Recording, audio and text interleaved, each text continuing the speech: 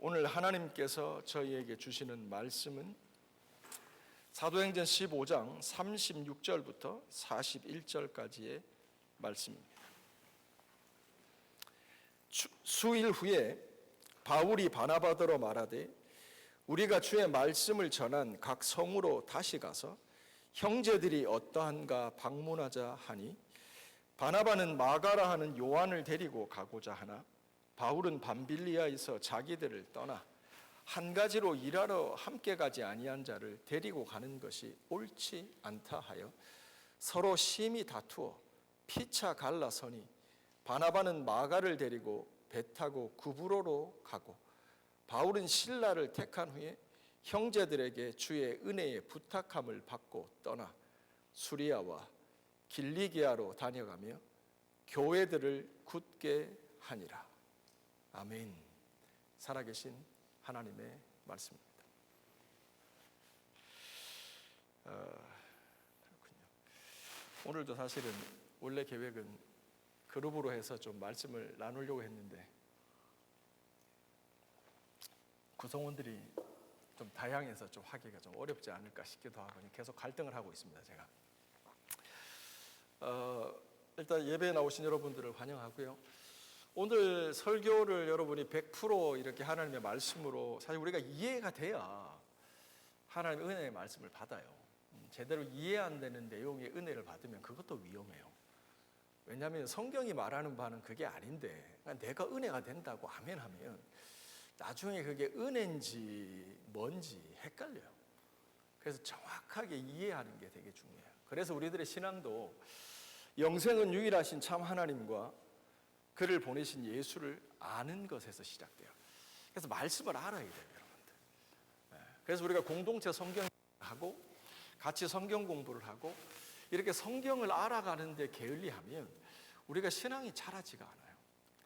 우리가 다른 사람 얘기할 필요 없잖아요. 나를 볼 때 내가 왜 이렇게 10년이 지나도 20년이 지나도 모태신앙이 돼도 이제는 성화돼가지고 예수님 다음에 좀 사도 바울 근처에 베드로 근처에 좀 가면 좋은데 왜 이렇게 나는 제자리 걸음일까 싶으면 여러 가지를 점검해 봐야지만 첫 번째 내가 하나님의 말씀을 사모하는가 생각해 봐야 돼요.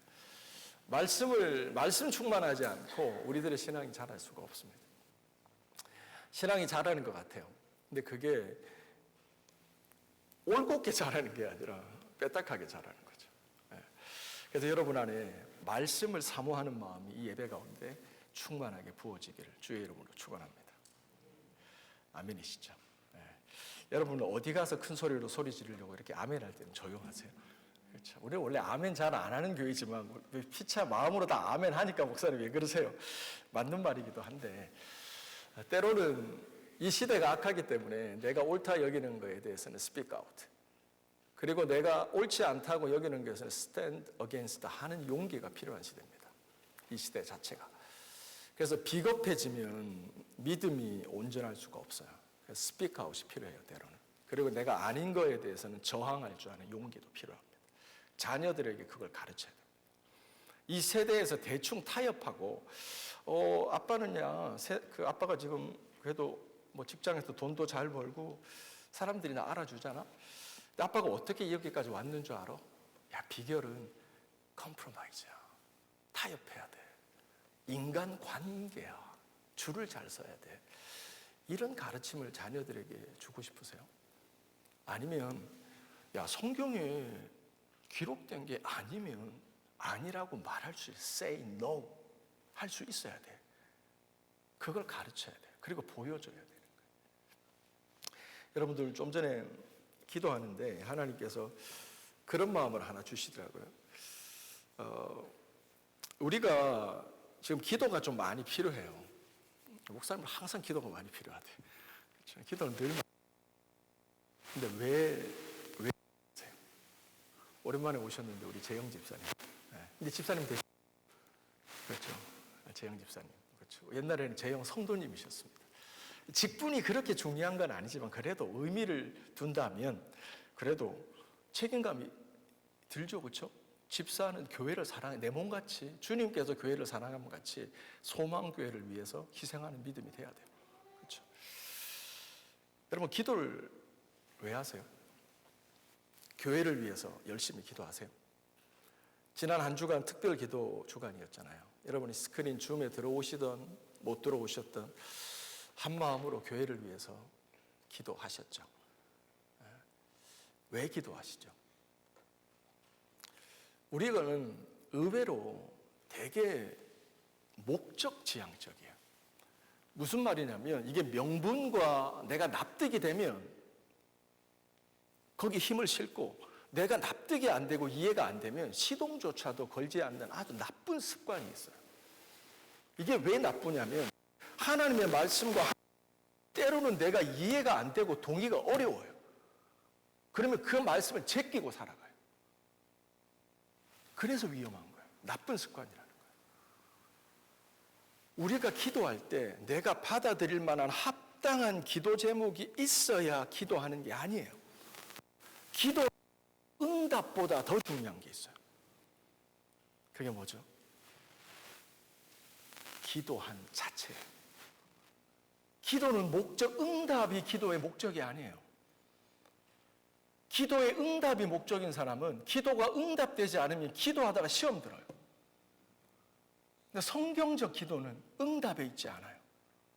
기도하면서 내가 하나님의 마음을 깨닫고 하나님의 뜻을 깨닫고 이 기도가 응답되지 않는 게 내가 잘못 구하는 동기가 잘못됐네 라고 하는 회개가 기도 가운데 일어나고, 그래서 내가 얼마나 내 중심적으로 신앙했는지를 깨닫고 이제는 기도조차도, 기도 제목조차도 나의 필요 중심적인 응답 중심적인 기도가 아니라 하나님이 뭘 기뻐하시지? 우리 교회 하나님이 바라보시는 하나님의 관점에서 볼 때 하나님 무슨 기도를 기뻐하실까? 이 철든 기도를 하면서 그 기도를 통해서 하나님이 뜻을 이루어 가신 것을 보면서 우리는 성장해 가는 거예요. 믿으시는 분만 아멘 합시다. 그래서 기도는요, 응답보다 기도가 중요해요. 제가 자주 말씀드리잖아요. 자녀들에게 얘기할 때, 가르칠 때 결과보다 동기가 중요한 거예요. 과정이 중요한 거예요. 결과를 중요시해서 애들에게 부담감을 주고 프레셔를 하는 게 성경적 가르침이 아닙니다. 과정이 중요한 거예요. 결과보다 더 중요한 게 있다는 거죠. 자, 이제 설교를 시작하겠습니다. 자, 지도 한번 보여주실래요? 자, 오늘은 사도행전 15장 36절부터 41절 말씀을 가지고 교회들을 경고하게 하니라 라는 제목으로 하나님의 말씀을 전하겠습니다. 여러분, 지도를 보시면 제가 오늘 뭘 하려고 했냐면 그룹별로 모여서 이게 사도 바울의 1차 선교여행 지도입니다.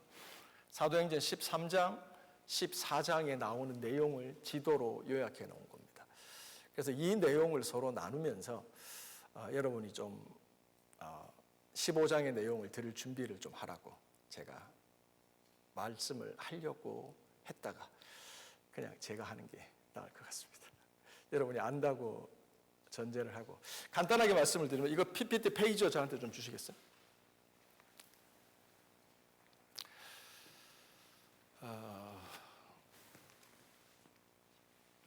여러분이 아시는 것처럼 여기 잘 안 보이, 하얀색이라서 잘 안 보이나 보다.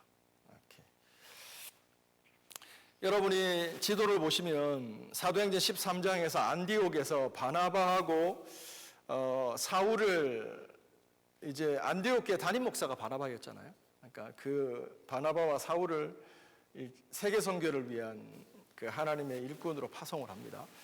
그래서 구브로라는 섬에 먼저 가죠. 그래서 거기서 살람이라는 지역, 이거 제가 혼자 하는 건데, 그렇죠. 살람이라는 지역, 바보라는 지역 이렇게 거쳐서 버가라고 하는 지역, 비시디아, 안디옥, 루스드라, 이고니온, 더베 이렇게 쭉 돌아서 다시 안디옥으로 돌아가는 이 일정으로 1차 선교 여행을 하는 거예요. 이 내용은 여러분이 잘 알고 계시죠.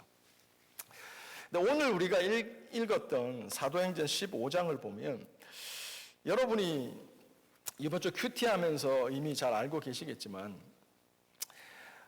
사도 바울과 바나바가 그렇게 좋으신 분들이 의견 충돌이 생겨요. 그리고 웬만하면 바나바가 또 인격하면 바나바잖아요. 예루살렘 교회에서 사울이 회심했는데 얘가 진짜 회심한 거야? 라고 물음표가 찍혀 있을 때 사도들에게 회심한 바울을 데려가서 그를 보증했던 사람이 바나바입니다. 그러니까 중간에서 인격이 되는 사람들이 보통 브릿지를 해요. 그래서 인격하면 바나바인데 그 사람도 이상하게 양보를 안 해요. 그래서 바나바와 바울이 심각한 의견 다툼을 벌이게 되죠. 그래서 그들이 갈라지게 됩니다. 그래서 사도 바울은 실라를 선택해서 2차 선교 여행을 떠나고 바나바는 마가 요한을 데리고 원래 계획대로 구브로 섬으로 다시 2차 선교 여행을 떠났다라고 하는 내용이에요. 자, 우리 같이 한번 따라했으면 좋겠습니다. 가장 즐거울 때 큰 위기가 오고, 다시 한번, 가장 즐거울 때 큰 위기가 오고, 가장 큰 위기 속에서 하나님께서는 새로운 일을 행하신다. 한 문장으로 해보실 수 있겠어요? 가장 즐거울 때 인생의 가장 큰 위기가 찾아오고 하나님께서는 가장 큰 위기 속에서 새로운 일을 준비시키신다는 내용입니다. 여러분이 아시는 것처럼 사도행전을 우리가 쭉 읽어가다 보면 13장, 14장에서 바울과 바나바가 1차 선교 여행을 마치고 왔는데 그 성령의 역사가 어마어마한 거예요. 돌을 맞아서 죽은 줄 알았는데 사도 바울이 뻘떡 일어나죠. 그래서 그가 이제 다시는 내가 이 루스드라 땅을 보면서 복음 전하나 보자 이렇게 하고 도망가는 것이 아니라 자기를 돌로 쳐 죽였던 루스드라 성으로 다시 들어갑니다. 그리고 거기서 자기가 복음 전했던 성도들, 세워진 교회들을 돌보는 역사가 일어나요. 우리는 고난받고 핍박받고 어려움이 있으면 그쪽을 보고도 오줌도 누기 싫어하잖아요. 근데 사도 바울은 1차 선교 여행 때 돌을 맞았던 그 성으로 돌아가서 자기가 죽은 것 때문에 슬퍼하고 예수 믿다가 돌 맞으면 죽을 수도 있네 라고 두려움에 사로잡힐 수 있는 성도들을 위로하러 갑니다. 그리고 교회들을 든든히 세워놓고 돌아오죠. 이 스토리를 안디옥 교회에 돌아와서 쫙 얘기했더니 교회가 은혜 충만한 거야. 와, 우리 하나님 살아계시네. 야, 우리 죽음도 불사하고 복음을 전했구나. 우리도 이런 믿음이 돼야 되겠습니다. 라고 교회가 안디옥 교회가 은혜 충만한 거예요. 기쁨 충만한 거예요. 말씀드렸죠. 가장 즐겁고 은혜로울 때 우리가 조심해야 돼요.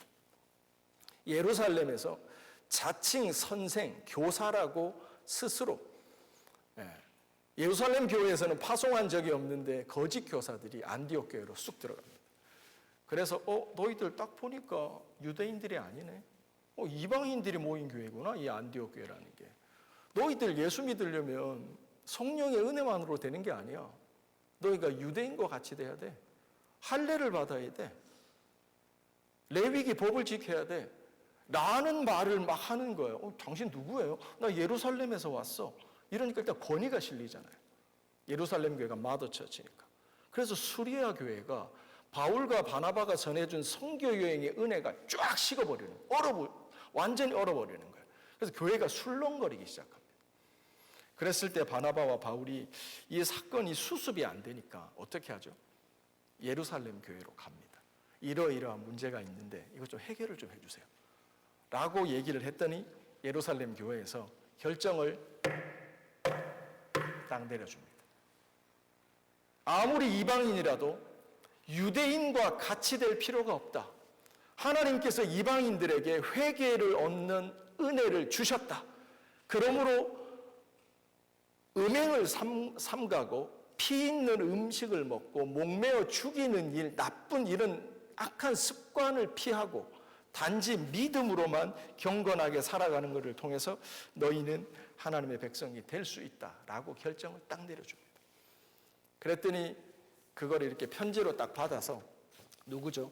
유수도라 하는 사람과 실라가 딱 가지고 와서 바울과 바나바와 같이 어디로 가요? 안디옥 교회로 딱 가서 이 편지를 전해줍니다.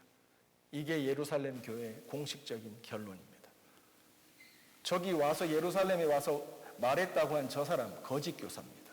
거짓말입니다. 라고 얘기를 합니다. 그러면서 사건이 딱 종료됩니다. 그리고 오늘 본문이 시작이 되는 거죠. 오늘 본문 수일 후에 바울이 바나바더러 말하되 우리가 주의 말씀을 전한 각 성으로 가서 형제들이 어떠한가 방문하자. 여기서 수일 며칠이 지났다는 말은 그 논쟁이 이제 끝나고 교회가 좀 다시 평온한 안정기를 찾았다는 말입니다. 그 이후에 바울이 말하는 거예요. 바나바에게 뭐라고요? 1차 선교여행 했던 교회로 다시 가자는 거예요. 그래서 바울의 2차 전도여행의 특징은 1차 전도여행 때 세웠던 교회를 다시 방문하는 리비지팅 스케줄입니다. 그게 원래 오리지널 플랜입니다. 그렇게 얘기를 하죠. 그래서 2차 전도여행을 떠나려고 합니다. 그런데 무슨 일이 발생하죠? 자, 우리 37절 같이 읽습니다. 시작. 바나바는 마가라고 하는 요한도 데리고 가고자 하나 바울은 밤빌리아에서 자기를 떠나 함께 일하러 가지 아니한 자를 데리고 가는 것이 옳지 않다 하며. 그렇죠. 자, 여러분들 다 이해하고 계시죠? 여러분 그 사도행전 13장 13절. 자, 우리 수미 집사님 한번 찾아보실래요? 사도행전 13장 5절 한번 읽어 주십시오. 13장 5절.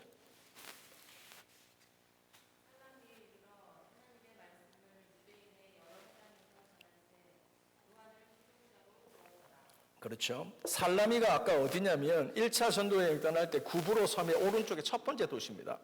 거기에 갔을 때 말씀을 전할 때 회당에서 말씀을 전하는데 바나바와 바울 외에 한 명이 추가되죠.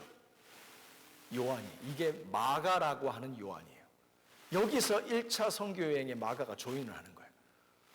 그렇죠. 좋죠. 시작부터 함께 하는 거예요. 그런데 불과 8절 뒤에 13절 읽어주십시오. 무슨 일이 일어납니까? 수미 집사님.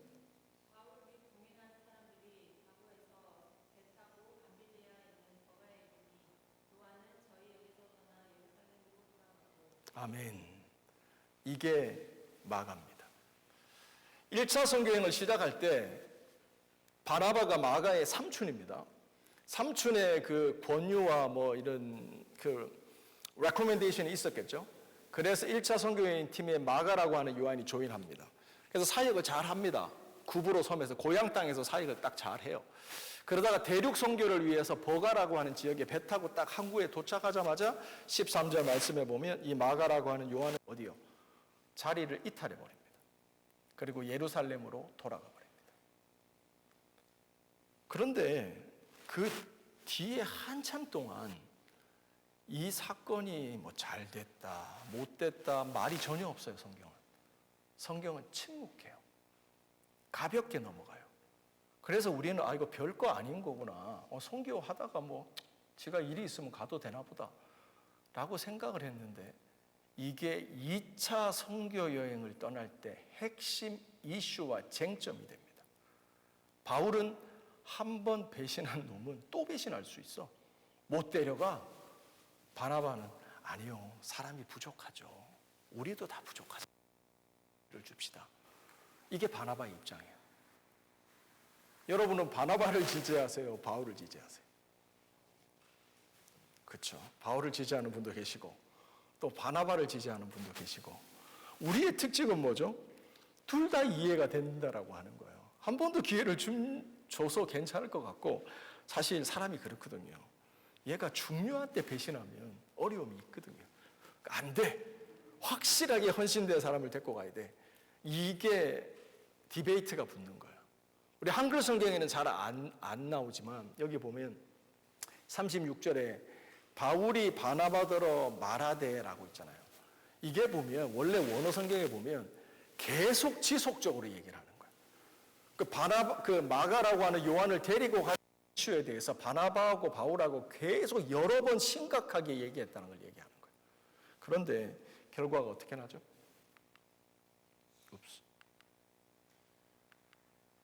39절 같이 읽습니다. 시작.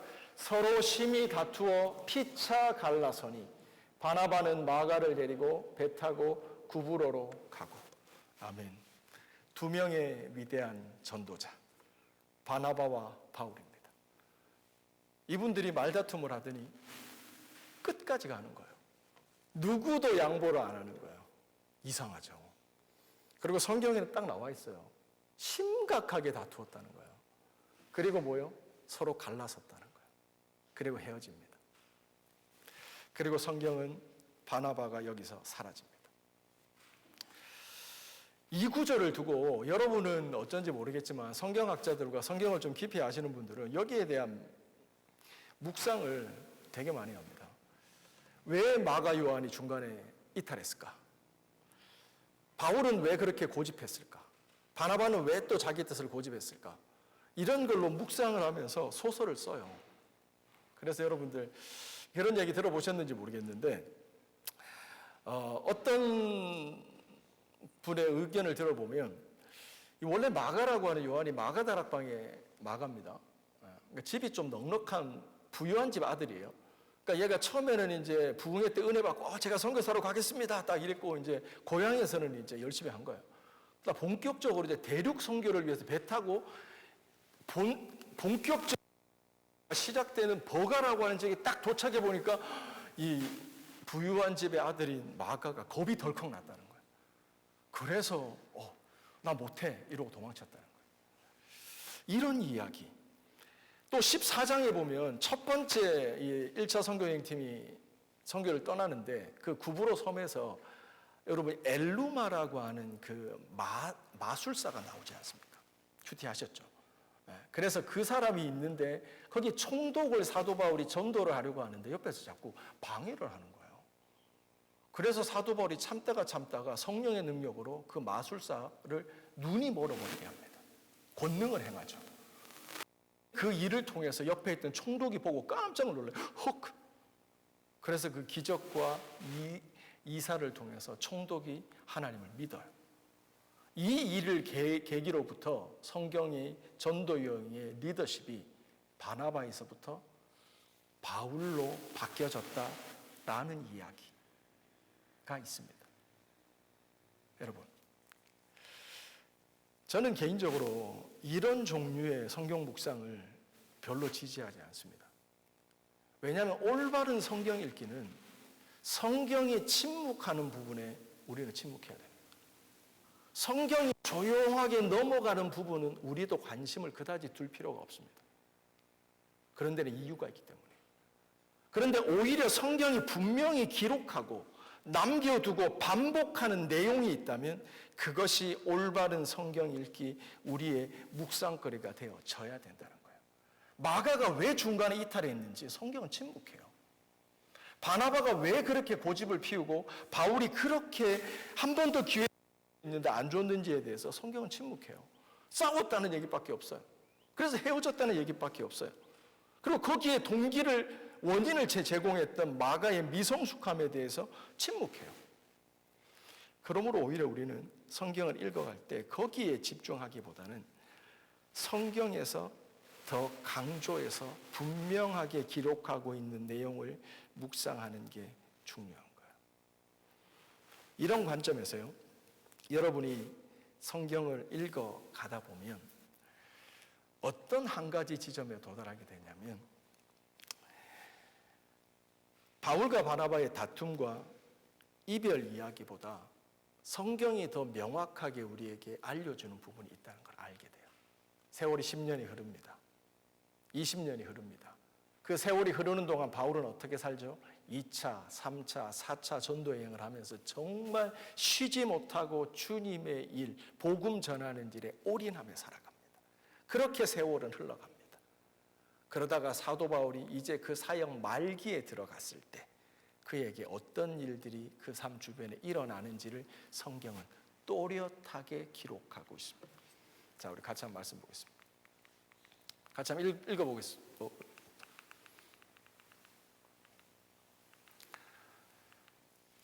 같이 했습니다. 시작. 또한 나의 동역자 마가, 아리스다고, 데마, 누가가 문안하느니라. 빌레몬서 1장 24절. 빌레몬서는요, 여러분들 에골 빌빌, 에베소서, 골로새서, 빌립보서, 빌레몬서, 사도 바울이 감옥에서 쓴 편지입니다. 그가 빌레몬이 여러분이 아시는 것처럼 자신의 종 오네시모가 도망쳤죠. 그냥 노예서 살기가 힘들어서 도망을 쳤는데 그가 사도 바울을 만나고 믿음을 가져요. 그래서 그가 새로운 인생을 살아가는 거예요. 그래서 그가 이제는 도망쳤던 주인의 집으로 돌아가려고 하는 거예요. 그랬더니 겁이 나는 거죠. 그 당시에 사실 종은 주인이 죽이면 죽는 거거든요. 그랬을 때 사도 바울이 편지를 써줍니다. 주인 빌레몬에게. 오네시모가 너희 집의 종이었지. 도망쳤지. 나빴네. 근데 얘가 예수의 복음을 듣고 하나님의 사람이 됐어. 너도 예수 믿는 사람이잖아. 이 빌레몬을, 이 오네시모를 용서해줘. 라고 편지를 주어서 이 오네시모가 그 편지를 들고 주인 빌레몬에게 갑니다. 그게 빌레몬서입니다. 그 빌레몬서 마지막에 뭐라고 기록되어 있죠? 나의 동역자 마가, 아리스다고, 데마, 누가가 너희에게 인사한다는 말이 나와 있습니다. 세월이 10년, 20년이 흐른 다음에 그 바나바와 심하게 싸우고 결별할 수밖에 없던 원인을 제공했던 그 마가가 지금 어디에 누구랑 같이 있어요? 감옥에 바울과 같이 있는 거예요. 성경은 이걸 기록하고 있는 겁니다. 같이 있습니다. 골로새서 시작. 나와 함께 갇힌 아리스다고와 바나바의 조카 마가와 유수도라 하는 예수도 너희에게 문안하니라. 골로새서 4장 10절 말씀. 역시 골로새에 있는 교회에 편지하는데 사도 바울은 얘기합니다. 마가를 소개하면서 마가의 조카, 바나바의 조카 마가가 감옥에 나와 함께 갇혀 있다는 거예요. 그리고 마지막 디모데 후서는 여러분들 사도 바울이 기록한 마지막 서신입니다. 그의 사역의 마지막 부분입니다. 거기 이런 내용이 기록되어 있습니다. 같이 읽습니다. 시작. 너는 어서 속히 내게로 와라. 데마는 세상을 사랑하여 나를 버리고 데살로니가로 갔고 누가만 남아있느니라. 내가 올 때 마가를 데리고 오라. 저가 하니라. 아멘. 사랑하는 성도 여러분, 10년, 20년의 세월이 흐르는 동안 옛날들이 왜 싸웠는지, 왜 다투었는지, 바울의 말이 맞았는지, 바나바의 말이 맞았는지, 왜 마가는 중간에 도망갔는지 성경은 침묵합니다. 근데 오히려 성경은 세월이 흐른 다음에 그 마가가 어떤 사람이 돼 있는지, 그리고 바울이 그와 어떤 관계가 돼 있는지 성경은 반복적으로 뚜렷하게 기록하고 있습니다. 그게 뭐냐면 마가는 사도 바울의 둘도 없는 동역자가 되어 있습니다.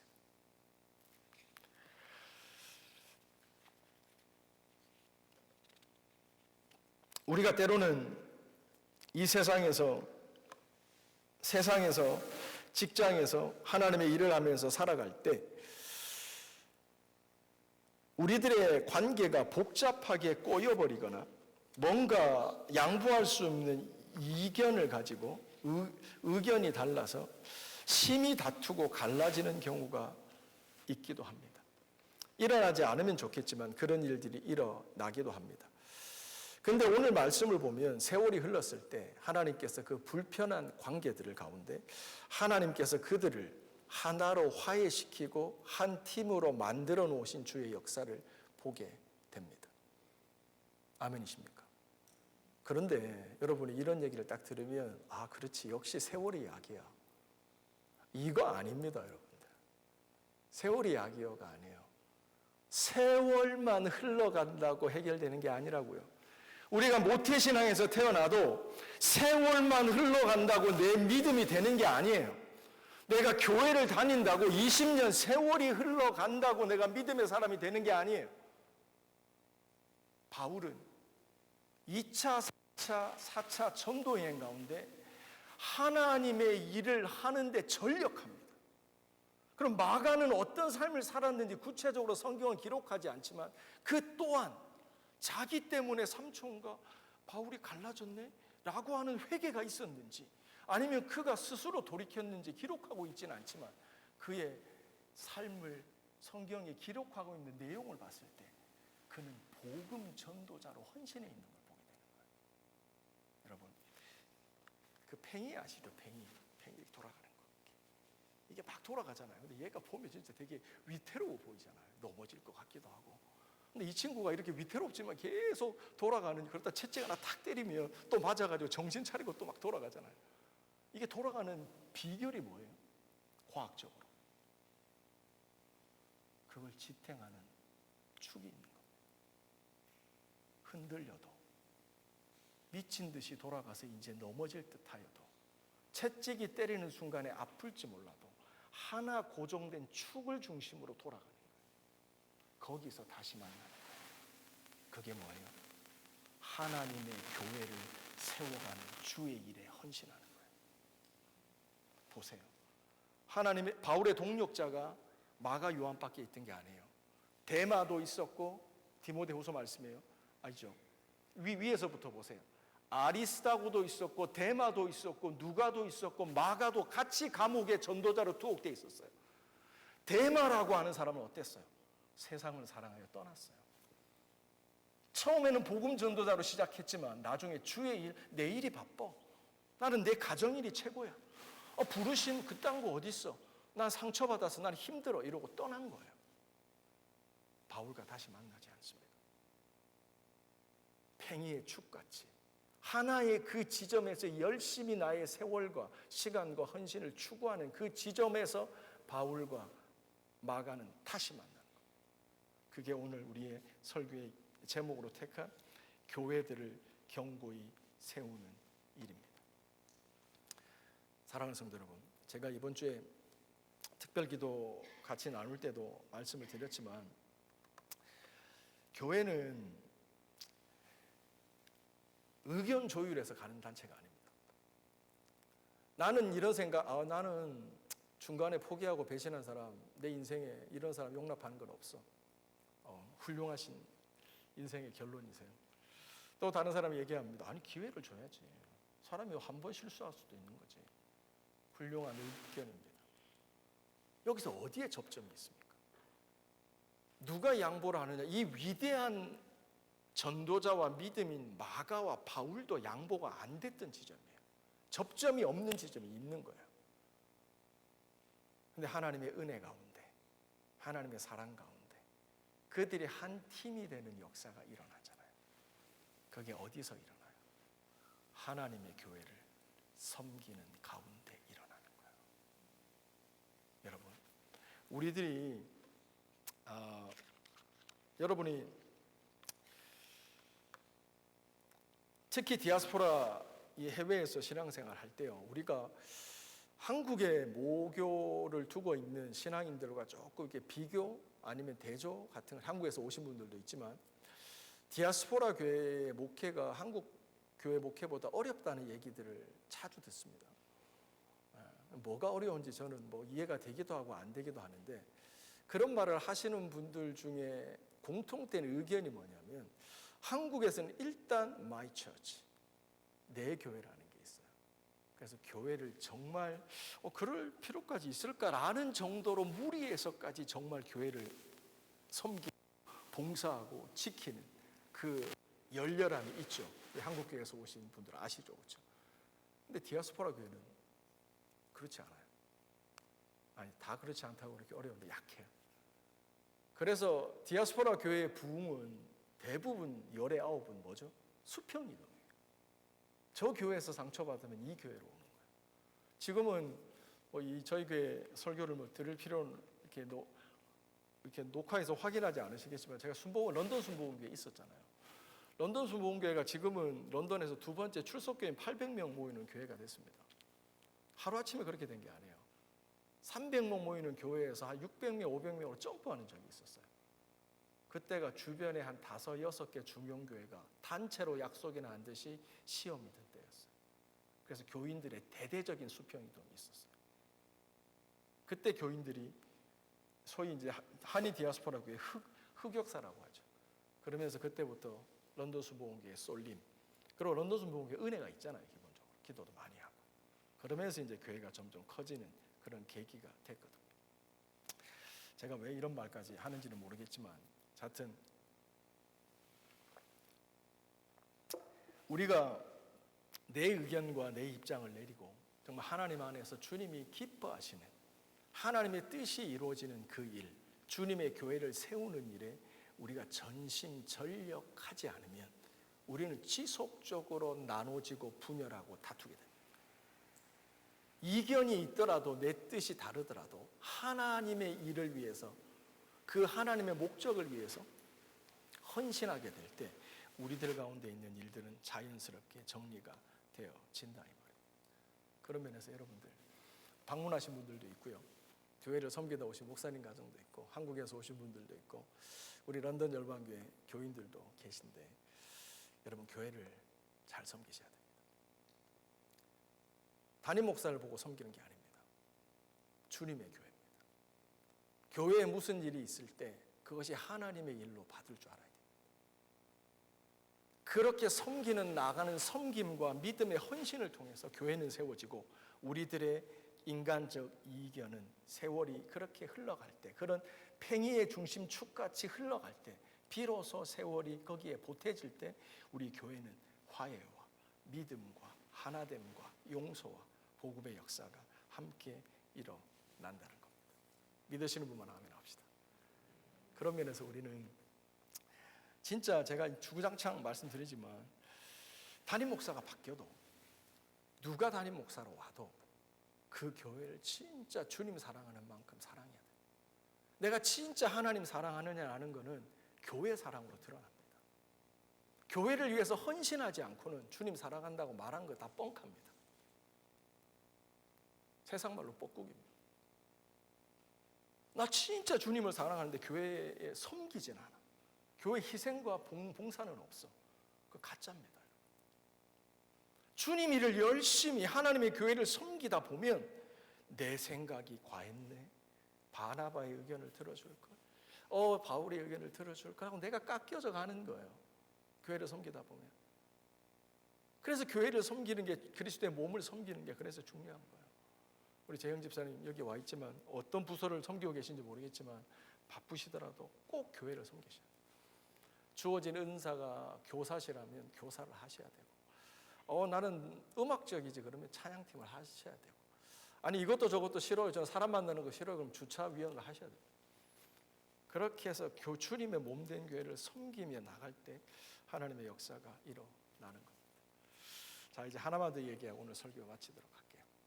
여러분, 오늘 본문 말씀, 자, 우리 이미련 집사님 이 부분 37절부터 한번 읽어주실래요?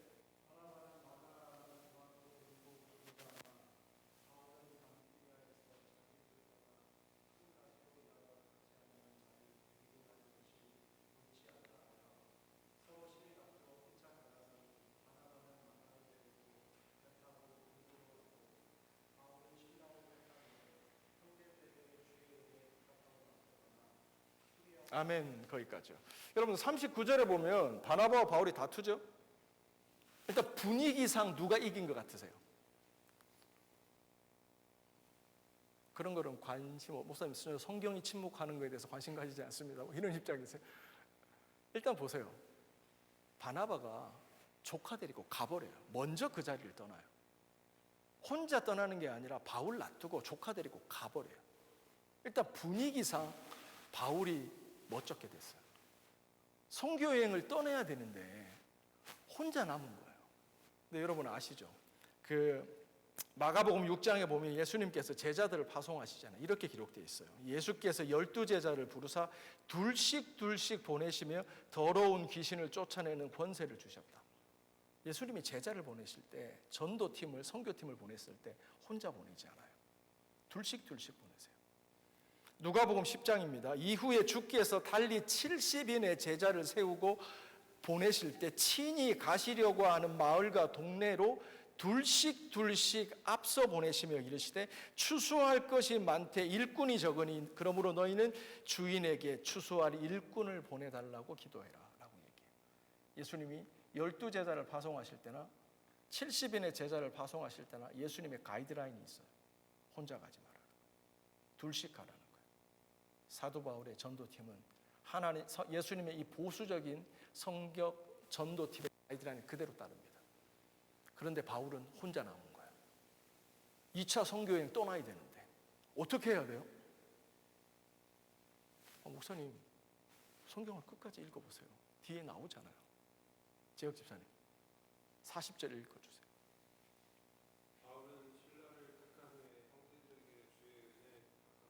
아멘. 여러분이 40절을 보시면 움찔했어야 돼요. 이런 집사님 움찔했어요? 아니죠. 왜 갑자기 신라가 왜 튀어나와요? 신라가 누구예요? 신라는 14장에서 예루살렘에서 거짓 교사들이 와서 잘못된 이방인들의 구원론을 펼칠 때 사도 바울과 바나바의 부탁을 받고 예루살렘 교회에서 공식적인 입장을 편지를 들고 와서 전달하고 낭독했던 사람이에요. 그건 안디옥 교회 교인이 아니에요. 예루살렘 교회 리더예요. 그가 14장에서 안디옥 교회 문제 해결을 위해서 파송됐던 신라, 그가 갑자기 등장해요. 그리고 난 다음에 15장에 바나바와 바울이 싸워요. 그러고 나서 갈라디아서 바울이 혼자 남아요. 근데 바울이 누굴 택해요? 갑자기 예루살렘에 있는 신라와 한 팀이 되는 거예요. 저는 이 말씀을 보면서요, 소름이 돋았어요. 바울과 바나바가 논쟁을 시작하기도 전에 바나바와 바울이 자기 입장을 고수하여 다투기 전에 이미 하나님께서는 바울의 2차 전도 여행을 준비하고 계셨다는 거예요. 우리는 우리만의 입장을 가지고 양보하지 못하는 사실을 가지고 내 일에서 고집해요. 그래서 누가 봐도 좋지 않은 이별과 다툼을 남겨요. 근데 하나님은 이미 수리아 안디옥 교회가 너무 좋아서 기뻐할 그때 위기를 허락하십니다. 근데 그 위기 가운데 하나님은 새로운 일을 준비하고 계셨던 거예요. 신라를 준비하고 계셨던 거예요. 그리고 그를 바울과 만나게 하시고 바울이 그 하나님이 준비하신 신라와 함께 한 팀이 되어서 제2차 선교 여행을 떠나게 되는 겁니다. 사랑하는 성도 여러분, 여러분의 삶에 때로는 실타래처럼 얽혀있는 복잡한, 이거 어떻게 해결하지? 이 정말 내 인생의 위기인데, 이런 것들을 직면한 적이 있을 거고 앞으로 하게 될 겁니다. 그럴 때 여러분이 기억할 건 뭐냐면 하나님께서는 이미 피할 길을 준비하고 계신다는 거예요. 믿으세요. 정말 우리가 하나님을 위해서 내 인생을 걸고 정말 내가 하나님께 부르심 받은 전도자로 내 삶을 통해서 하나님 예수 그리스도가 드러나기를 원하는 진짜 거듭난 하나님의 성도로 내 삶을 드린다면 인생의 위기, 해법이 안 보이고 나는 완전히 버림받았네. 바나바 이렇게 떠나보면 어떡하지? 요한까지 데리고 가네? 마가까지 데리고 가네? 이런 상황 속에서 그는 혼자 남겨진 게 아니에요. 이미 하나님은 신라를 준비하셨던 거예요. 하나님은 2차 선교 여행이 진행될 수 있는 완벽한 동력자를 준비해 놓고 계셨던 거예요. 바울은 신라를 봤던 거예요. 하나님이 준비하고 계신 사람을 정확히 봤던 거예요. 그리고 그와 함께 2차 선교 여행을 떠나는 겁니다. 그리고 우리가 아는 것처럼 빌립보 계획을 세우고 1차 전도 여행이 하지 못했던 어마어마한 다른 교회들을 소아시아에 세우고 유럽에 세우고 그는 다시 돌아오게 됩니다. 자, 이제 말씀을 정리하겠습니다, 여러분들. 우리 인생에 가장 즐거울 때, 감사할 때 위기가 찾아올 수 있다는 생각을 하시고 겸손해야 됩니다. 감사해야 됩니다. 그리고 아무리 큰 인생의 위기 속에서도 하나님께서는 우리를 위해서 새 일을 준비하고 계시다는 것을 알아야 됩니다. 그래서 하나님께 우리들의 삶을 온전히 드리고 헌신하게 될 때 하나님께서 예배하고 계신 그 은혜의 섭리들이 보이기 시작하는 겁니다. 이번 한 주 살아가면서 하나님께서 이렇게 여러분의 인생 가운데 예배해 놓으신 귀한 하나님의 역사들을 발견하고 새롭게 주님이 시작하시는 일에 믿음과 은혜와 헌신을 드리는 귀한 한 주가 되어지시기를 주님의 이름으로 축원합니다. 자, 우리 자리에서 다 같이 일어납시다.